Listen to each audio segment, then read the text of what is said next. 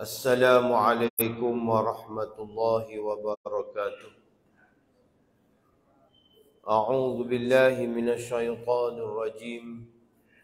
بسم الله الرحمن الرحيم. الحمد لله رب العالمين، والصلاة والسلام على أشرف الأنبياء والمرسلين سيدنا محمد وعلى آله وصحبه أجمعين.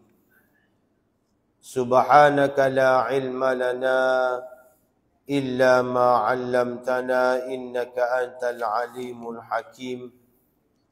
ولا حول ولا قوة إلا بالله العلي العظيم. اللهم إنا نسألك علما نافعا، ونسألك رزقا طيبا، ونسألك عملا متقبلا. اللهم إنا نعوذ بك من علم لا ينفع، وقلب لا يخشع، وعمل لا يرفع، والدعاء لا يسمع. اللهم لا تؤاخذني بما يقولون، واغفر لي مما لا يعلمون، واجعلني خيرا مما يظنون. أما بعد.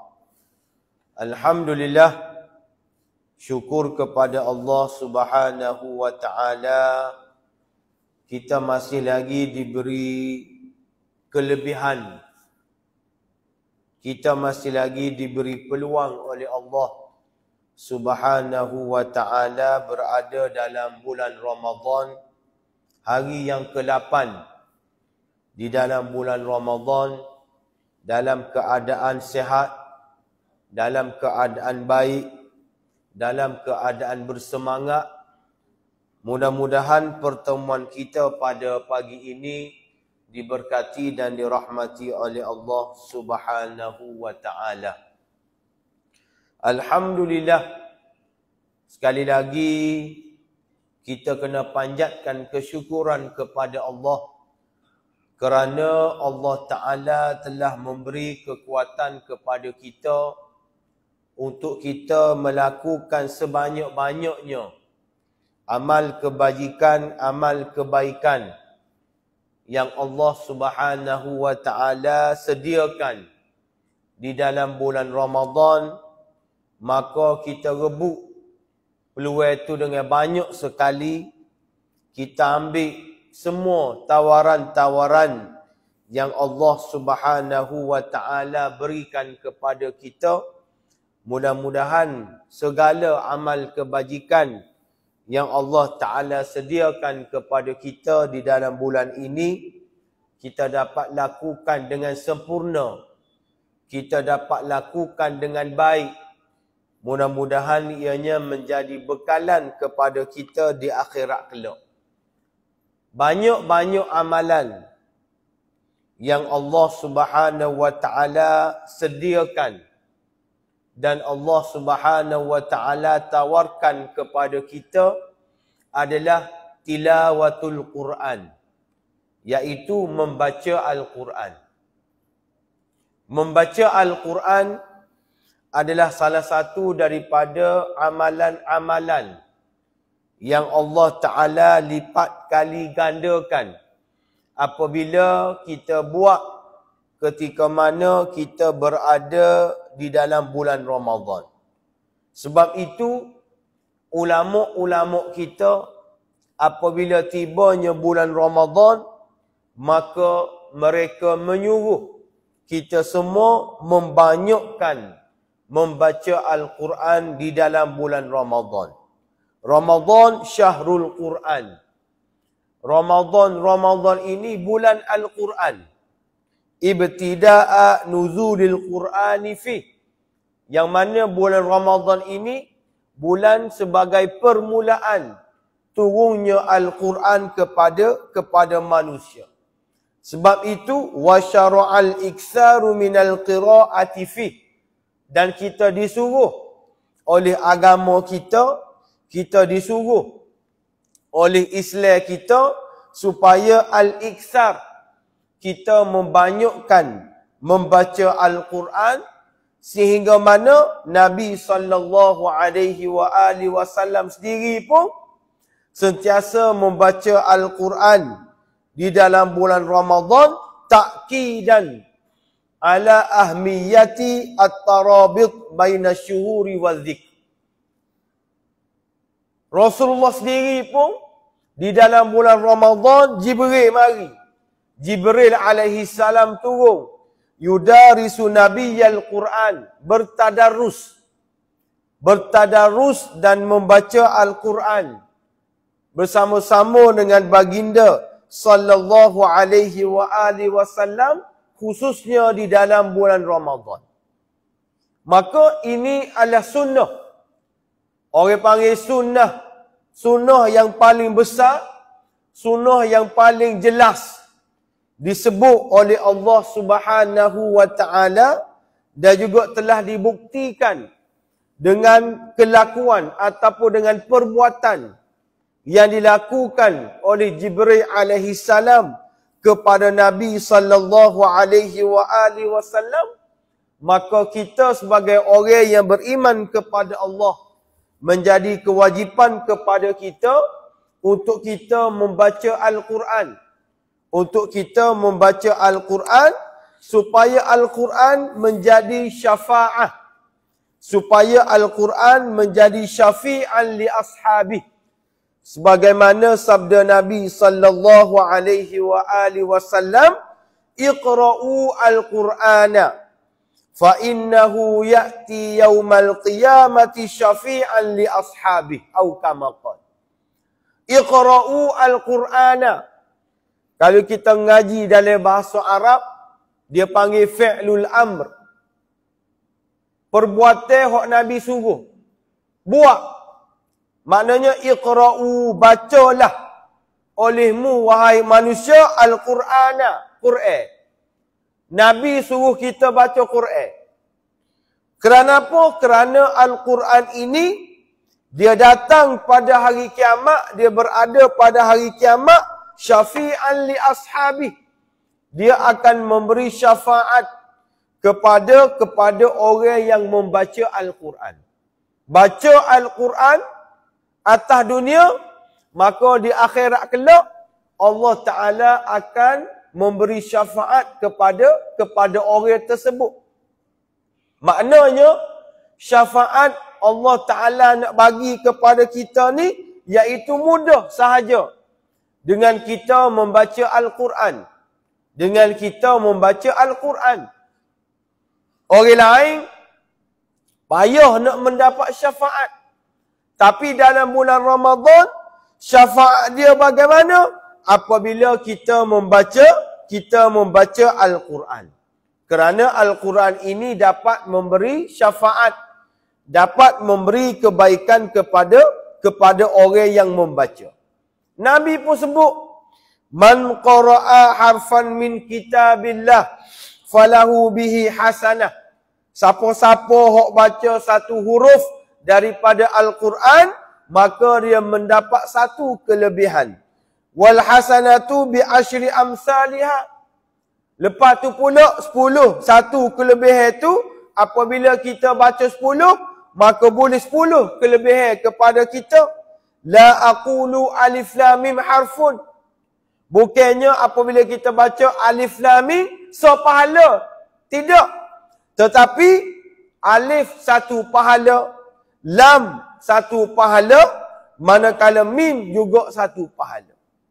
Apatah lagi apabila kita membaca Al-Quran di dalam bulan Ramadan, maka banyaklah kelebihan-kelebihan yang Allah Subhanahu wa taala berikan kepada kita. Maka disebabkan bulan Ramadan ini bulan yang banyak kelebihan apabila kita membaca Al-Quran, maka ulama-ulama menyebut masyru'iyatu khatmil Quran fi Ramadan. Hak moleknya kita disuruh untuk khatam Al-Quran di dalam bulan Ramadan. Sebab kelebihan dia banyak. Baca dalam bulan Ramadan ni, Allah Ta'ala ganda pahala yang banyak kepada orang yang baca. Maka apabila berada dalam bulan Ramadan, masyru'iyatu khatmil Quran fi Ramadan. Maka kita disuruh, kita diminta, kita disyarakkan oleh Allah Ta'ala supaya kita khatam Al-Quran di dalam bulan Ramadan. Sebab apa? Tadilah perbuatan yang dilakukan oleh Jibril alaihi salam bersama-sama dengan Nabi sallallahu alaihi wasallam dalilun, menjadi bukti, menjadi hujah dan menjadi bukti yang jelas bahawasanya kita disunatkan untuk khatam membaca Al-Quran di dalam bulan Ramadan. Maka bagaimana cara, bagaimana kaedah supaya kita boleh khatam Al-Quran di dalam bulan Ramadan, kita boleh syafaat, kita boleh kelebihan yang Allah Ta'ala nak berikan kepada kita? Maka disebut oleh ulama, yustahabbu lil muslimi an yaqra'al Qur'anal karima kamilan fi Ramadan marratan au aksar. Paling kurang kita ni disunatkan, disuruh untuk khatam Al-Quran sekali di dalam bulan Ramadan ataupun lebih. Dalam bulan Ramadan ni kita gala sikit, kita cawak kotak sikit supaya kita dapat khatam Al-Quran sekali, tak apa dah. 1 juzuk sehari. 1 juzuk sehari. Juzuk yang pertama, hari yang Ramadan yang pertama. Ramadan yang kedua, juzuk yang kedua. Ramadan yang ketiga, juzuk yang ketiga. Hari ni 8 Ramadan. Kita masuk juzuk yang ke-8. Jadi habis 30 Ramadan, maka 30 juzuk Al-Quran kita sudah khatam walaupun sekali di dalam bulan Ramadan. Dia kata, hok comel laginya, fi kulli syahrin marratan. Sebulan sekali. Maknanya habis bulan Ramadan pun, bulan Syawal sekali pula. Lepas tu bulan-bulan yang berikutnya, boleh khatam pula. Nak ayatnya tadilah kelebihan syafi'an li ashabih. Siapa-siapa membaca Al-Quran, maka dia akan mendapat pahala dan juga ganjaran dan mendapat syafaat daripada Allah Subhanahu wa Ta'ala. Maka banyak-banyak kita hok duk baca Quran, galik-galik kita hok duk baca Quran dalam bulan Ramadan, kita kena ingat satu perkara yang telah diingatkan oleh ulama-ulama kita. Dia kata, anna ba'dhan nasi yazunnu anna khatmal Qur'ani maksudun li zati. Dia kata setengah daripada manusia ni, dia menganggap, mereka bersangka, mereka menyangka bahawasanya khatam Al-Quran ini adalah semata-mata nak khatam Al-Quran di dalam bulan Ramadan. Setengah daripada manusia, ba'dun nas. Setengah daripada manusia, mereka menganggap khatam Quran ni dengan semata-mata khatam Al-Quran. Maka, hak sebenarnya, apa yang berlaku? Apabila dia khatam dengan sekhatam-khatamnya, maka apa yang berlaku? Suratul qira'ah. Dia akan cepat-cepat baca. Lorak-lorak baca. Lepas tu, biduni tadabburin wala khusyu'in. Tanpa ada tadabbur. Tanpa ada khusyuk. Dengan bacaan-bacaan yang dia baca, wala tarfiqa lil qalbi, maka dia baca tu tanpa ada sentuhan di dalam hati, wala wuqufa indal maani, dan dia tidak dapat memahami maksud-maksud dan juga makna-makna di dalam Al-Quran. Sebab apa? Bal hammahul wusuli akhir surah atau akhir juzuk. Sebab dalam kepala dia nak berhabis juzuk yang pertama. Dia nak habis juzuk yang kedua. Dia nak khatam juga ke mana-mana pun dalam bulan Ramadan. tapi dia tinggal. Biduni khusyu'in. Biduni tadabburin. Wasur'atu al-qira'ah. Dengan bacaannya yang cepat. Lepas tu pula tidak tadabbur, tidak khusyuk. Tak faham maksud, tak faham makna, tak faham gapo hak Quran ayat. Baca semata-mata baca. Boleh pahala. Bukan tak boleh pahala. Tapi rugilah. Ayat Quran ayat bergapo. Lepas tu maksud ayat Quran ni nak ayat bergapo. Baca Quran pun tidak faham makna, tidak faham maksud. Maka menyebabkan dia akan rugi. Dia akan rugi kerana pahala Quran boleh baca saja. Tapi pahala faham tak ada. Lepas tu pahala kita nak amalkan Al-Quran pun tak ada. Dan juga pahala kita nak sampaikan kepada manusia gapo hak kita baca pun tak ada pahala. Ni peringatan daripada ulama-ulama kita supaya beringat. Bila kita baca Al-Quran, kena ada tadabbur. Kena ada khusyuk. Kena faham makna. Kena faham maksud. Jangan belorak nak khatam Quran. Tapi perkara-perkara tadi, kita mesti titik beratkan. Contoh, hari ni 8 Ramadan. Bila 8 Ramadan, maka kalau kita buka di dalam Al-Quran, juzuk yang ke-8 ni, dia bermula dengan ayat 111. Bermula dengan ayat 111. Bermula dengan ayat 111. Kita tengok pipi yang pertama, juzuk 8. Pipi yang pertama di juzuk 8 tu, mula-mula sekali atas tu, Allah Ta'ala sebut, walau annana nazzalna ilaihimul malaikah wa kallamahumul mauta wa hasyarna alaihim kulla syai'in qubula ma kanu liyu'minu illa an yasha Allah walakinna aktsarahum yajhalun. Ayat 111 daripada juzuk yang ke-8. Kita buka Quran, pipi mula-mula sekali, bermula dengan ayat tu juzuk yang ke-8. Kita baca, alhamdulillah. Cuma gapo dia tadabbur dia.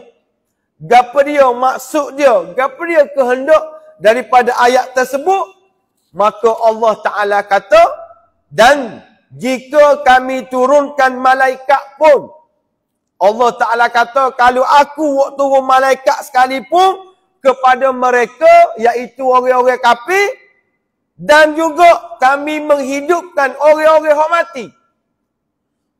Kami turunkan malaikat kepada orang kafir. Kami menghidupkan orang-orang mati. Dan kami himpunkan apa sahaja mukjizat-mukjizat dan kebenaran-kebenaran yang menunjukkan bahawasanya Al-Quran ni betul. Muhammad ni adalah Rasulullah.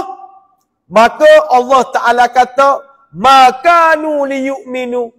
Mereka sesekali tidak akan beriman kepada Allah Subhanahu wa Ta'ala illa an yasha', kecuali Allah Ta'ala menghendaki mereka ini beriman kepada Allah Subhanahu wa Ta'ala. Walakinna aktsarahum yajhalun. Tetapi kebanyakan daripada mereka tidak tahu. Mereka jahil dengan perkara-perkara tersebut.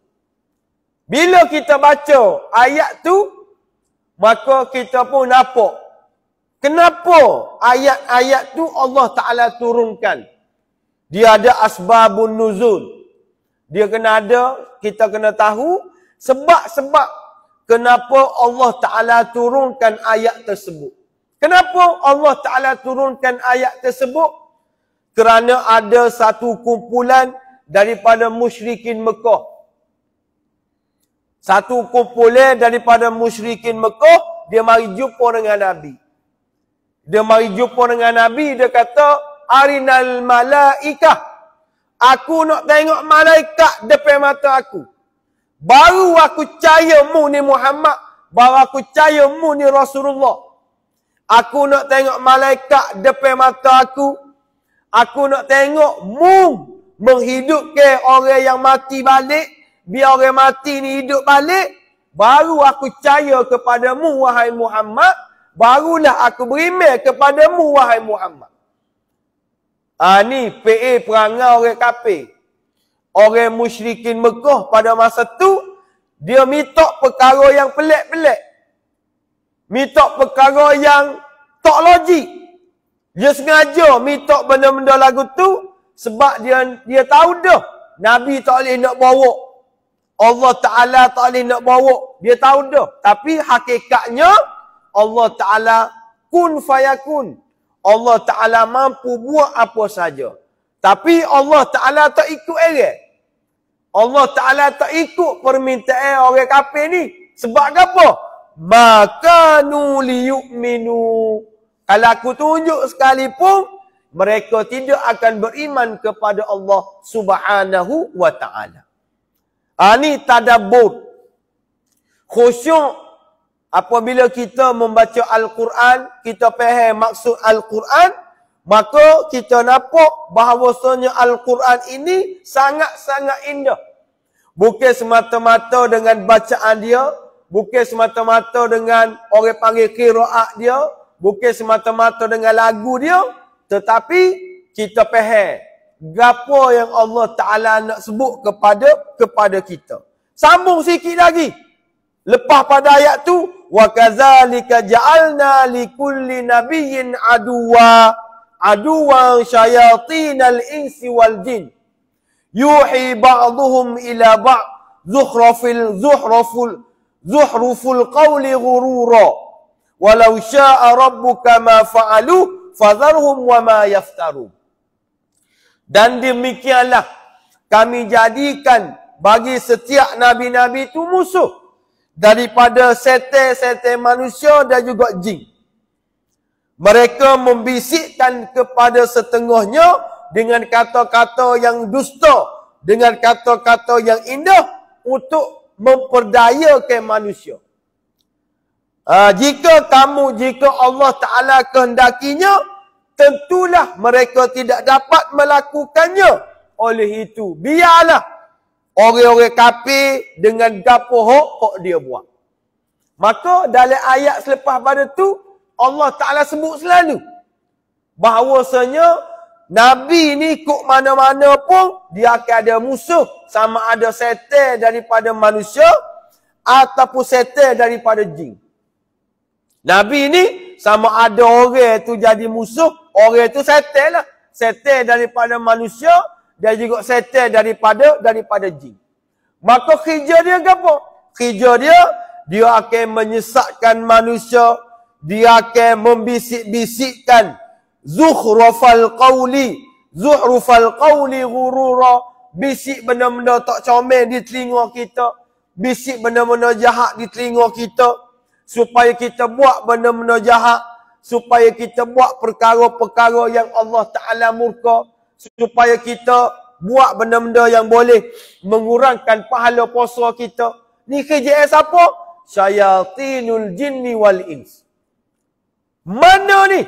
Iaitu Allah Ta'ala sebut di dalam Al-Quran, kalau untuk hari ni, muqaddimah ataupun pipi yang pertama, juzuk yang ke-8. Sebab tu Amos sebut di awal-awal tadi, Quran ni bukan semata-mata kita orang panggil baca, kita nak orang panggil ruh khatam Quran, ambo khatam dah Quran. Bulan Ramadan hari ni ambo juzuk yang ke-7 dah.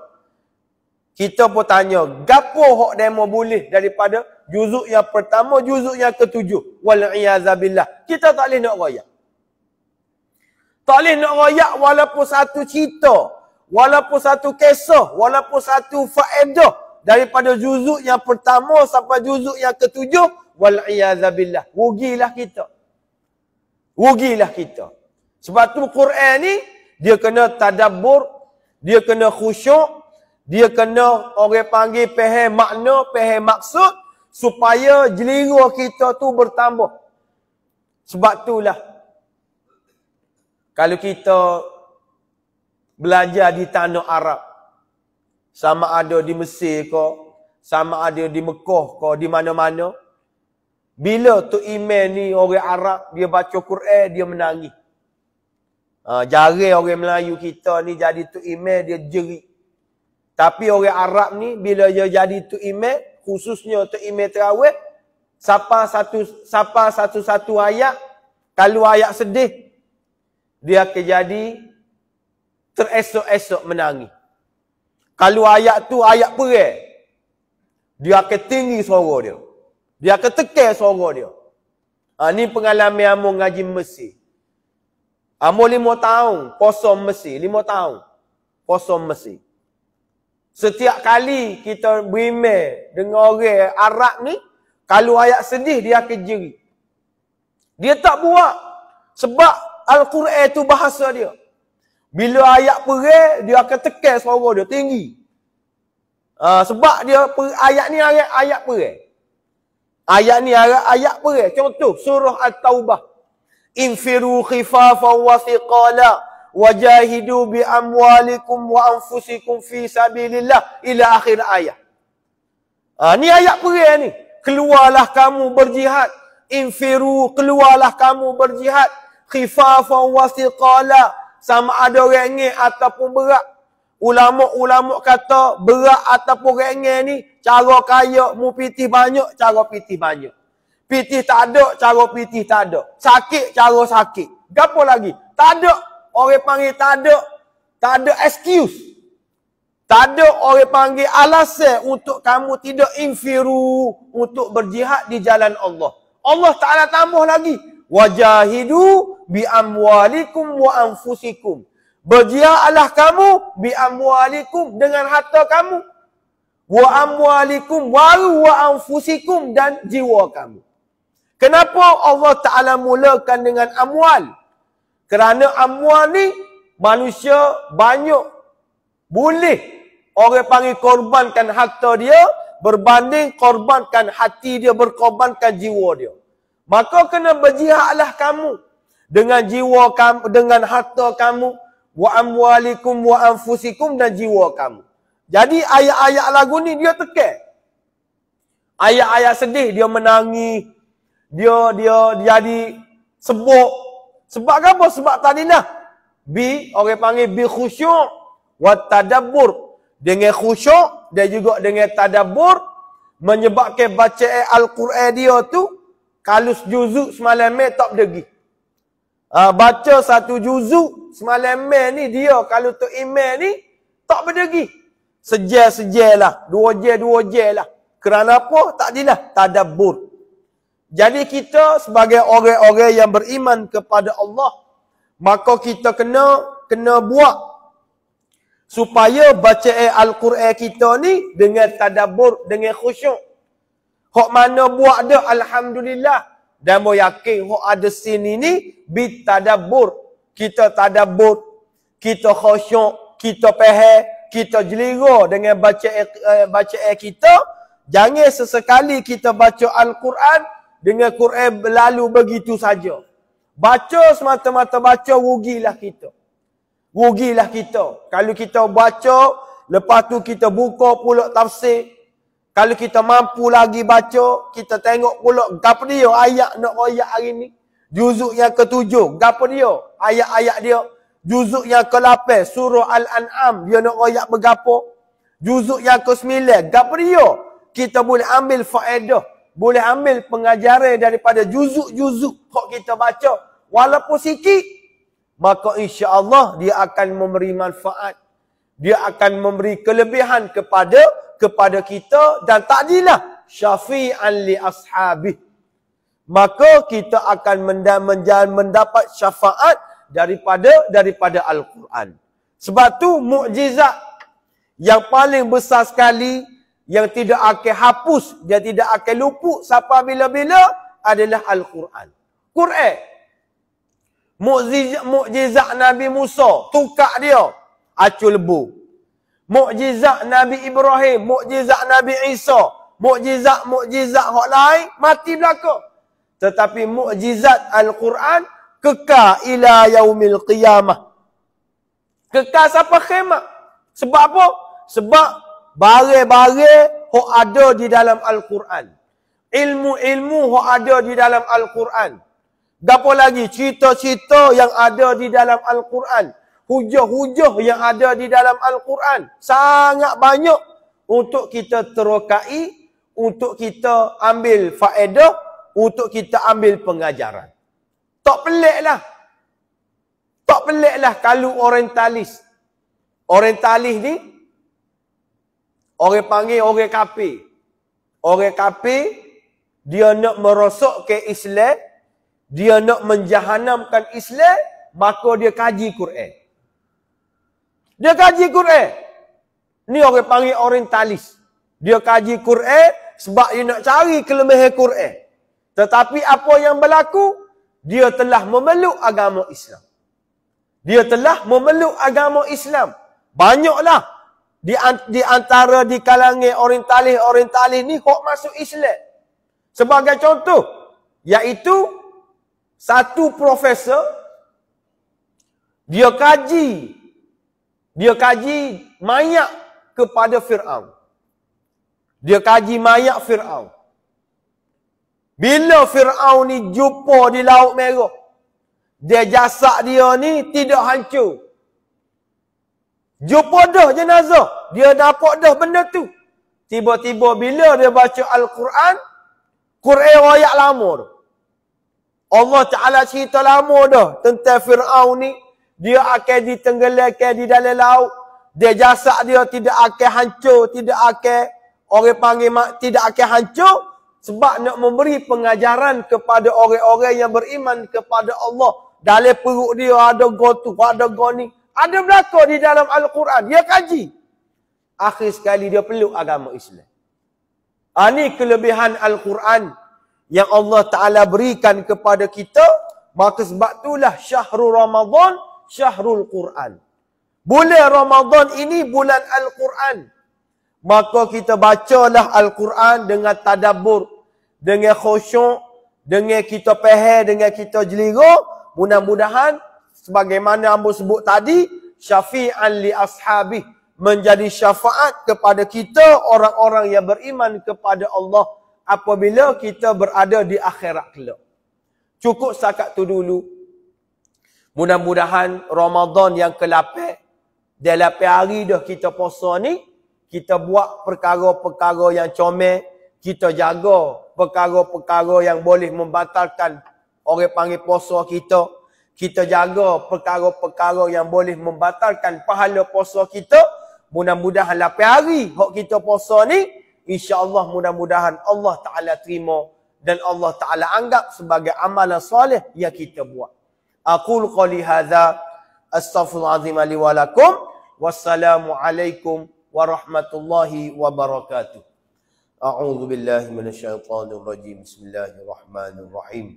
Alhamdulillahi rabbil alamin wassalatu wassalamu ala asyrafil anbiya'i wal mursalin sayyidina Muhammad wa ala alihi wa sahbihi ajma'in. اللهم اختم لنا بحسن الخاتمة ولا تختم علينا بسوء الخاتمة. ربنا آتنا في الدنيا حسنة وفي الآخرة حسنة وقنا عذاب النار. وصلى الله على سيدنا محمد وعلى آله وصحبه وبارك وسلم. وآخر دعوانا أن الحمد لله رب العالمين.